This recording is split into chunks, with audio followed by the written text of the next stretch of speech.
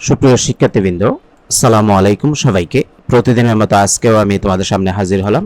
আজকেও তোমাদের জন্য ম্যানেজমেন্ট অ্যাকাউন্টিং যে সাবজেক্ট আছে সেখান থেকে ক্যাপিটাল বাজেটের আরেকটি সাজেশন নিয়ে হাজির হলাম।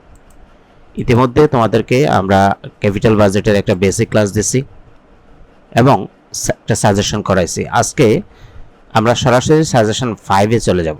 সাজেশন 5টা সলভ করার আগে সাজেশন 5-এর প্রশ্নটা বুঝবো, তারপরে এ ধরনের প্রশ্ন আসলে তোমরা কিভাবে খুব দ্রুত এবং নির্ভুলভাবে সলভ করতে পারো সেটা তোমাদের দেখাবো। দেখো, আমরা প্রথম ক্লাসে কিন্তু এই বেসিক কনসেপ্টটা ক্লিয়ার করছিলাম তোমাদেরকে। আশা করি ক্লাসটা দেখছো। ক্লাসটা অবশ্যই দেখে নিবা, কারণ এই বেসিক কনসেপ্টটা ক্লিয়ার না থাকলে তোমরা কিন্তু অঙ্কগুলো ভালো মতো বুঝবা না। সেজন্য প্রথম ক্লাসটা একটু দেখবা। আমরা প্রথম ক্লাসে বেসিক ক্লাসের পাশাপাশি এই সাজেশন 1টা করাইছিলাম। আজকে সাজেশন 5টা করাবো। মাঝখানে সাজেশন 2টা তোমরা নিজেরা করতে পারবা। আর যাদের আমাদের ক্লাস মনে হচ্ছে উপকার হচ্ছে, তোমরা একটু সাজেশনগুলো শেয়ার করবা, কারণ এগুলো স্টুডেন্টদের অনেক উপকার আসবে এবং এখান থেকে কিন্তু প্রশ্ন হবে। তো সাজেশন 5-এর প্রশ্নটা নিয়ে আসলাম। দেখো, প্রশ্নটার দিকে একটু খেয়াল করে। সাইম লিমিটেড এটা examining the profitability of investing in new project. সাইম লিমিটেড একটি নতুন প্রকল্পের লাভজনকতা পরীক্ষা করতে চায়, মানে প্রজেক্টটি কি লাভজনক নাকি অলাভজনক এটি তারা পরীক্ষা করতে চাচ্ছে। The following information is available in respect of the project. নিচের যে ইনফরমেশনগুলো আছে সেটা হলো উক্ত প্রজেক্টের, যেখানে ইনভেস্টমেন্ট দেখা যাচ্ছে 10 লক্ষ টাকা, স্যালভেজ ভ্যালু 60,000 টাকা, লাইফ অফ দ্য প্রজেক্ট 20 বছর, annual profit of the project মানে বিফোর ট্যাক্স 1,80,000, ট্যাক্স রেট 40%। এই ইনফরমেশনগুলো থেকে দুইটা রিকোয়ারমেন্টস আছে। রিকোয়ারমেন্ট 1 নম্বরে বলছে পেব্যাক পিরিয়ড মানে পিবিপি, 2 নম্বরে বলছে এআরআর অর্থাৎ এভারেজ রেট অফ রিটার্ন। তো পেব্যাক পিরিয়ড বের করতে হলে বা এভারেজ রেট অফ রিটার্ন বের করতে হলে সবার আগে আমাদেরকে একটা টেবল তৈরি করতে হবে। আমি সেই টেবলটা তোমাদেরকে দেখাচ্ছি। Table for calculation. এখান থেকে আমরা এনসিভি বের করব, কারণ এনসিভি ছাড়া আমরা পেব্যাক পিরিয়ড বের করতে পারবো না। তাহলে প্রথমে দেখো, এখানে 6টা কলাম হবে। তার মধ্যে 1 নম্বর কলাম হলো ইয়ার। 1 থেকে 20। দেখো, আমরা প্রশ্নের ভিতরে দেখতে পাচ্ছি এই প্রজেক্টটির লাইফ হলো 20 বছর এবং তাদের অ্যানুয়াল প্রফিট যেটা সেটা প্রত্যেক বছর একই 1,80,000। তার মানে সমান নগদ প্রবাহ। এরকম যখন সমান নগদ প্রবাহ হয় তখন ইয়ার একসাথে 1 থেকে 20 বছর লিখে দেওয়া যাবে। আর যদি অসমান হইতো তাইলে 1, 2, 3, 4 এভাবে ইয়ারগুলো লিখতে হইতো। তাহলে ইভিটি আর্নিং বিফোর ট্যাক্স 1,80,000 লিখলাম 2 নম্বর কলামে। 3 নম্বর কলামে tax at the rate of 40%। প্রশ্নে বলছে ট্যাক্সের হার 40%। তো 40% আমরা ইভিটির উপর সার্চ করবো। 1,80,000 40% করলে 72,000।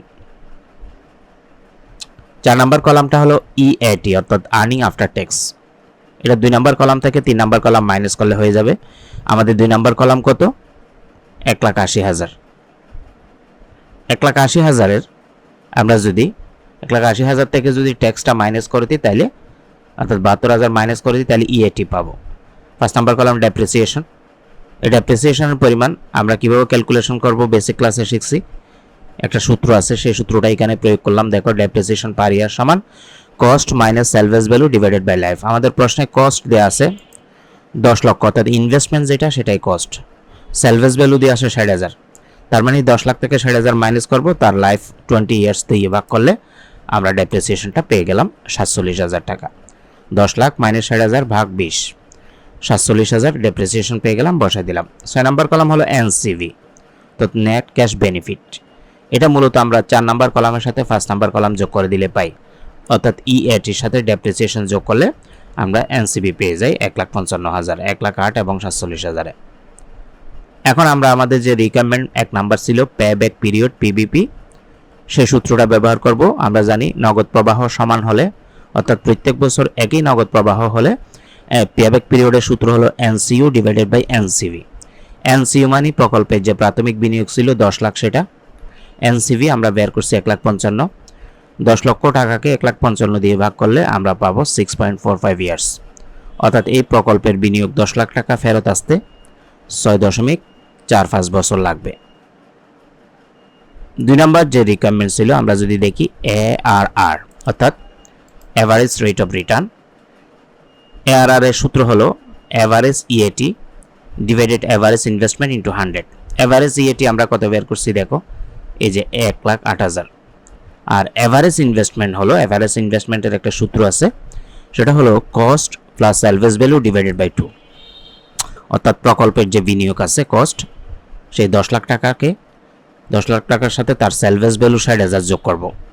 এই কস্ট এবং সেলভেজ ভ্যালু এগুলো কিন্তু প্রশ্নে আছে। দেখো, এই ইনভেস্টমেন্ট মানে হলো কস্ট আর সেলভেজ ভ্যালু 60,000।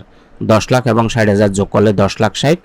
সেটাকে যদি তুমি 2 দিয়ে ভাগ করো তাহলে অ্যাভারেজ ইনভেস্টমেন্ট পাবা 5,30,000। এখন জাস্ট এই যে অ্যাভারেজ EAT এবং অ্যাভারেজ ইনভেস্টমেন্ট আমরা সূত্রে মান বসাই দিব। অ্যাভারেজ EATর জায়গায় 1,08,000, অ্যাভারেজ ইনভেস্টমেন্টের জায়গায় 5,30,000 ইন্টু 100 দিলাম। 1,08,000কে 5,30,000 দিয়ে ভাগ করে আমরা যদি 100 দিয়ে গুণ করি তাহলে আমরা অ্যাভারেজ রেট অফ রিটার্ন পেয়ে গেলাম 20.38%। এ হলো অ্যাভারেজ রেট অফ রিটার্ন বের করার ফর্মুলা, এবং ফর্মুলাকে কীভাবে প্রয়োগ করবা সেটা। ক্লাসটি ভালো লাগলে অবশ্যই শেয়ার করবা, কারণ তোমরা বেশি বেশি শেয়ার করলে আমরা বেশি বেশি ক্লাস দিতে উৎসাহিত হব। আর সম্পূর্ণ বইয়ের এভাবে যদি রেকর্ডেড ক্লাস পেতে চাও, হোয়াটসঅ্যাপ নাম্বারে মেসেজ দিতে পারো, আমরা কমেন্ট সেকশনে হোয়াটসঅ্যাপ নাম্বার দিয়ে দিচ্ছি তোমাদেরকে। একদম নামমাত্র মূল্যে সম্পূর্ণ বইটা শেষ করতে পারবা। সবার প্রতি শুভকামনা রইল। আসসালামু আলাইকুম ওয়া রাহমাতুল্লাহি ওয়া বারাকাতুহু।